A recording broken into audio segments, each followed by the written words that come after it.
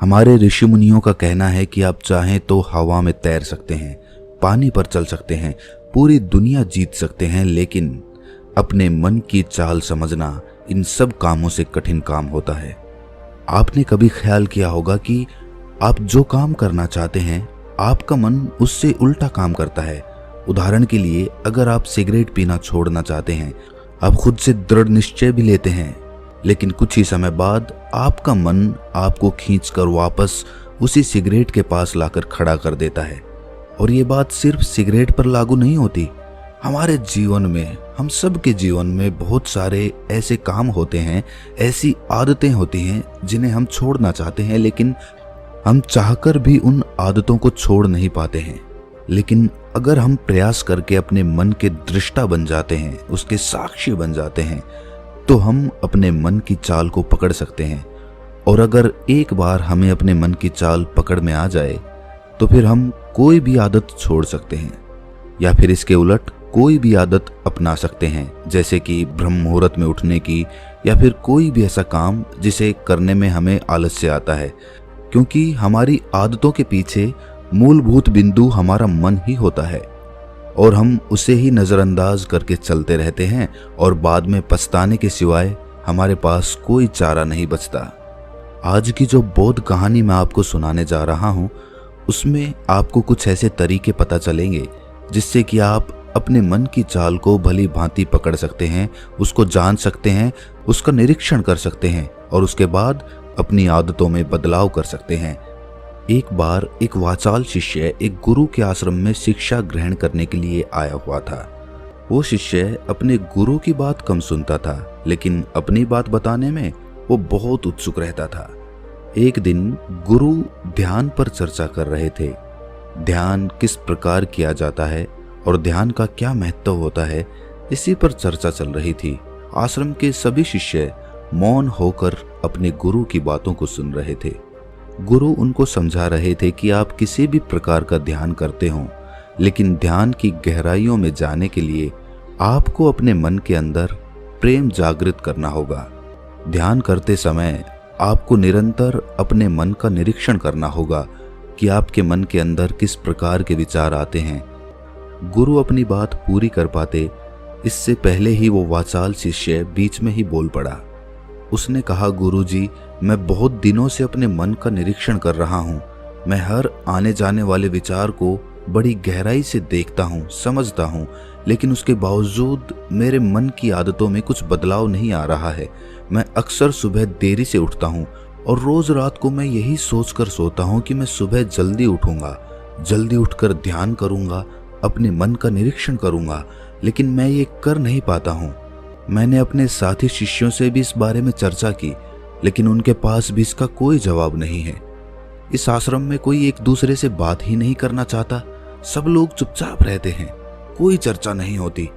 ऐसे हम अपने मन को कैसे समझ पाएंगे, उसका निरीक्षण कैसे कर पाएंगे? जब तक हम अपने मन के विचारों का, अपने मन की आदतों का एक दूसरे के सामने जिक्र नहीं करेंगे, उसकी चर्चा नहीं करेंगे, उस पर बहस नहीं करेंगे, तब तक हम चुप रहकर अपने मन को कैसे समझ पाएंगे? कृपया करके इन सभी शिष्यों को समझाने की कृपा करें कि कम से कम एक दूसरे से अपने मन की बात साझा तो करें। उनके मन में क्या विचार चलते हैं, ध्यान में उनके अंदर क्या बदलाव आता है, वो क्या महसूस करते हैं ध्यान करते वक्त। कम से कम आश्रम में इन बातों की तो चर्चा होनी चाहिए। गुरु ने उस वाचाल शिष्य से पूछा कि तुम दूसरों के मन की बात क्यों जानना चाहते हो? उससे तुम्हारा क्या फायदा होगा? क्या तुम्हें आत्मनिरीक्षण करने के लिए दूसरे के मन के विचार जानना जरूरी है? उनके मन में क्या चलता है, इससे तुम्हारा क्या फायदा होगा?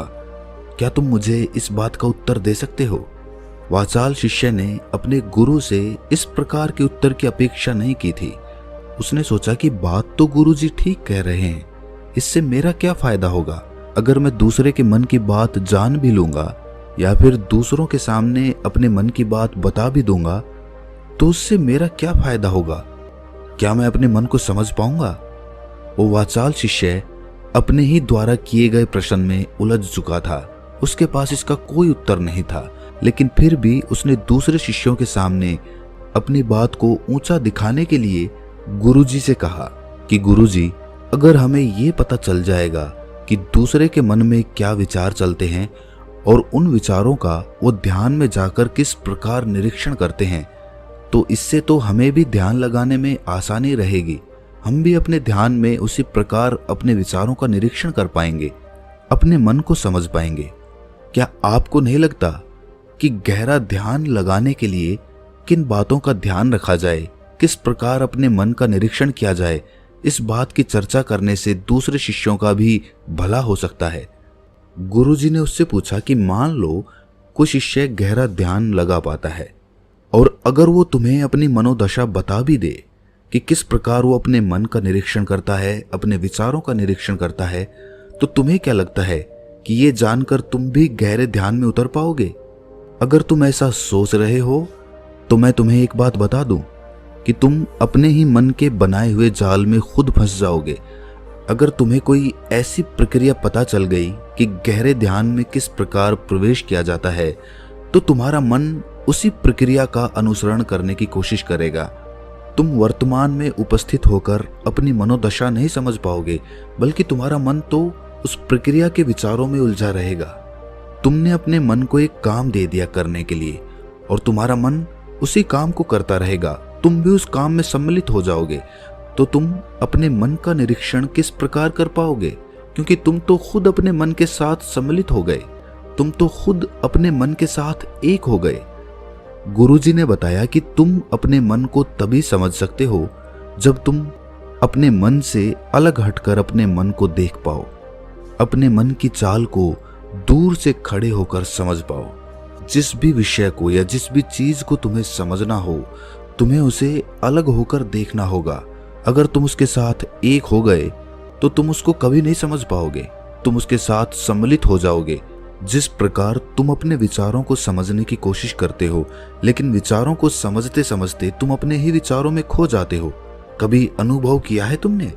शिष्य ने हाँ में सर हिलाते हुए कहा कि गुरुजी, जब भी मैं अपने विचारों का निरीक्षण करने लगता हूँ तो ऐसा ही होता है, मैं अपने ही विचारों में खो जाता हूँ। कुछ समय बाद मुझे ध्यान में आता है कि मैं अपने विचारों का निरीक्षण कर रहा था, तो उसके बाद मैं फिर से अपने विचारों का दृष्टा बन जाता हूँ, उनका साक्षी बनने की कोशिश करने लगता हूँ। लेकिन कुछ समय बाद मैं फिर से अपने विचारों के साथ एक हो जाता हूँ। गुरुजी ने सभी शिष्यों को समझाते हुए कहा कि जिस प्रकार एक गुस्से से भरा हुआ आदमी कभी भी अपने गुस्से का निरीक्षण नहीं कर पाता, क्योंकि वो खुद अपने गुस्से के साथ एक हो जाता है, वो अपने गुस्से को ही अपना अस्तित्व मान लेता है और इसीलिए वो ये कभी नहीं देख पाता कि ये गुस्सा उसके मन को किस प्रकार प्रभावित कर रहा है, किस प्रकार ये गुस्सा उसके मन को दुखी कर जाएगा। वो कभी नहीं देख पाएगा, क्योंकि उसके पास वो कला नहीं है कि वो अपने गुस्से को अपने से अलग करके देख पाए। इसी चीज के लिए सारे अभ्यास बने हुए हैं, ताकि तुम सिर्फ एक दृष्टा, एक साक्षी बनकर सभी चीजों को उसके परिपूर्ण, उसके असली स्वरूप में देख पाओ।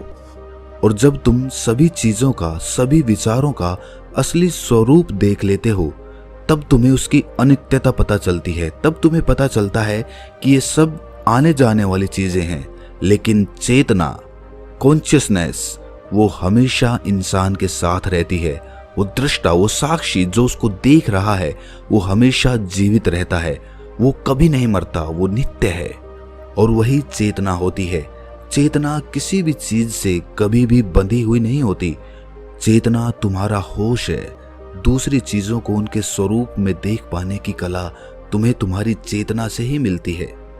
जितनी प्रगाढ़ तुम्हारी चेतना होगी, उतने ही अच्छे तरीके से तुम चीजों से अलग हटकर उनको देख पाने में सक्षम हो पाओगे।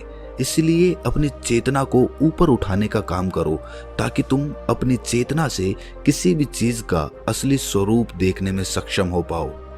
शिष्य ने पूछा कि गुरुदेव, आपकी बातें कुछ कुछ तो समझ में आ रही हैं, लेकिन एक बात समझ में नहीं आई कि अपनी चेतना को ऊपर उठाने के लिए, अपने आप को ज्यादा होश में रखने के लिए हमें क्या करना होगा।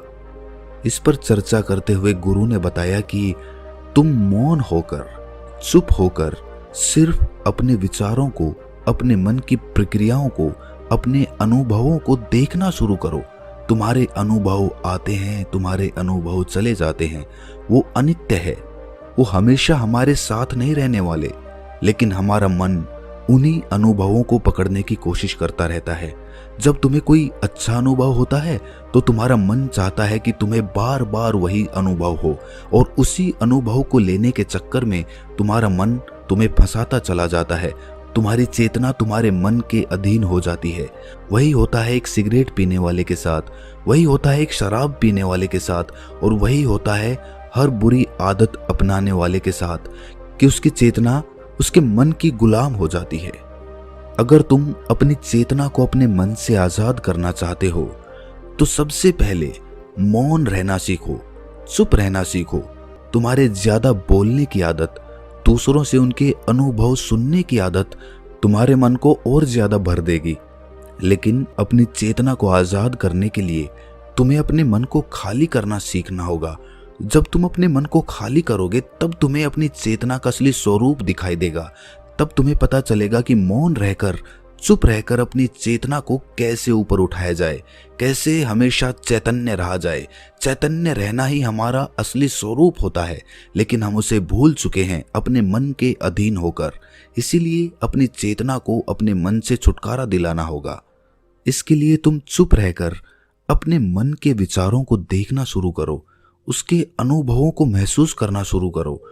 जब तुम अपने मन के साक्षी हो जाते हो, अपने मन के दृष्टा हो जाते हो, उसे देखने वाले हो जाते हो, तब तुम्हें पता चलता है कि तुम्हारे मन में एक विचार जाता है तो दूसरा आ जाता है, दूसरा जाता है तो तीसरा आ जाता है। और इस प्रकार जिस तरह सड़क पर भीड़ चल रही होती है, लोगों का हुजूम चल रहा होता है, एक आदमी जाता है तो दूसरा आता है, दूसरा जाता है तो तीसरा आता है, उसी प्रकार हमारे मन की भूमि में अनेकों अनेक विचार आते और जाते रहते हैं। लेकिन धीरे धीरे हम उनसे जुड़ते नहीं हैं, उनके साथ बहने नहीं लग जाते, उनके साथ खो नहीं जाते, बल्कि उनको साक्षी होकर बस देखते रहते हैं।